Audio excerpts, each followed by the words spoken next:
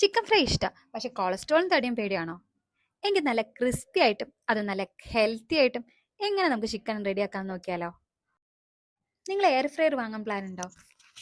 എല്ലാവരും ചോദിക്കുന്ന ഒരു ചോദ്യം, ഈ എയർ ഫ്രയർ ശരിക്കും ആവശ്യമുണ്ടോ, അതോ വെറുതെ പൈസ കളയാനാണോ? ഇതിൽ ചിക്കൻ ഉണ്ടാക്കുമ്പോൾ നമ്മൾ കുറച്ച് കാര്യങ്ങൾ ശ്രദ്ധിക്കാനുണ്ട്. അതെന്തൊക്കെയാണെന്ന് ഞാൻ പറഞ്ഞുതരാം കേട്ടോ. നമ്മുടെ കയ്യിലുള്ള ഈ ഫിലിപ്സിന്റെ എയർ ഫ്രയറിൽ ചിക്കൻ റെഡിയാക്കിയപ്പോൾ കിട്ടിയ റിസൾട്ട് ആട്ടോ ഇത്. കണ്ടോ, നല്ല ക്രിസ്പി ആയിട്ട് കിട്ടിയിട്ടില്ലേ? അതുപോലെ ഇതിൻ്റെ ഉള്ളൊക്കെ നല്ല ജ്യൂസി ആയിട്ട് തന്നെയായിട്ട് കിട്ടിയിരിക്കണേ. പിന്നെ നല്ല ഹെൽത്തിയുമാണ്.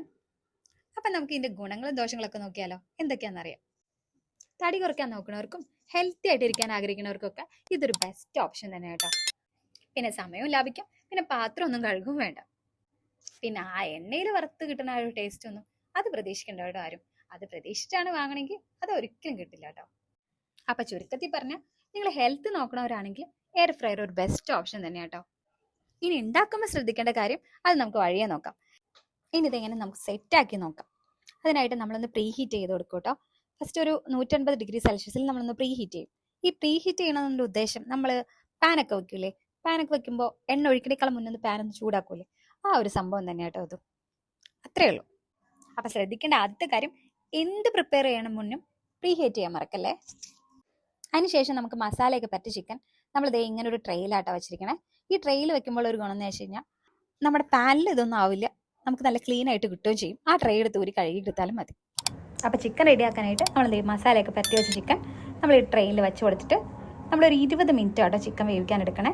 അപ്പോൾ അതൊരു 150°C വെച്ച് നമ്മളൊരു 20 മിനിറ്റ് ടൈം കൊടുക്കുന്നുണ്ട്. അപ്പോൾ അതിലൊരു 10 മിനിറ്റ് കഴിയുമ്പോൾ നമുക്കൊന്ന് സ്റ്റോപ്പ് ചെയ്തതിന് ശേഷം, അതായത് ഒരു പകുതി സമയം കഴിയുമ്പോൾ നമ്മളൊന്ന് മറിച്ചിട്ട് കൊടുക്കണേ.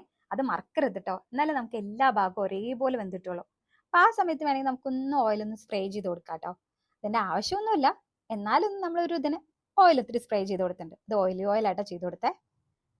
അതുപോലെ ഒരു 10 മിനിറ്റ് കഴിഞ്ഞ് കഴിഞ്ഞാൽ അതെ ഇതുപോലെ നല്ല ക്രിസ്പി ആയിട്ടുള്ള ചിക്കൻ നമുക്ക് റെഡി ആയിട്ട് കിട്ടും കേട്ടോ. അത് നല്ല ഹെൽത്തി ആയിട്ട് തന്നെ പറയാം. അപ്പം ശ്രദ്ധിക്കേണ്ട രണ്ടാമത്തെ കാര്യം, നിങ്ങൾ മസാല ഒട്ടും ചേർക്കണ്ട. ചെറിയ രീതിയിലൊന്ന് മസാല ഒന്ന് വരട്ടി കൊടുത്താൽ മതി.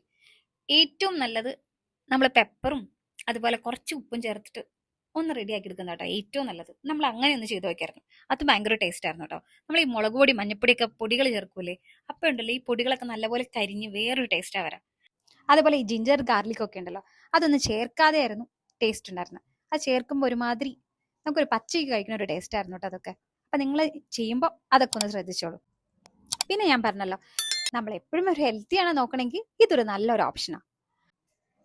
പിന്നെ എണ്ണയിൽ വറുത്ത് കിട്ടുന്ന ടേസ്റ്റ് ഒന്നും ഇതിന് പ്രതീക്ഷിക്കേണ്ട കേട്ടോ. അത് പ്രതീക്ഷിച്ച് നിങ്ങൾ വാങ്ങുകയും ചെയ്യരുത്. പിന്നെ നമ്മളിത് വാങ്ങണേക്കാളും മുന്നേ ഇതിനെപ്പറ്റി കുറേ റിസർച്ച് ഒക്കെ ചെയ്തായിരുന്നു കേട്ടോ. അപ്പം കിട്ടിയതാണ് എല്ലാവരും ഭയങ്കര ടേസ്റ്റാന്ന് പറഞ്ഞത്. പക്ഷെ ആ ഒരു ടേസ്റ്റ് നിങ്ങൾ പ്രതീക്ഷിക്കുകയും വേണ്ട.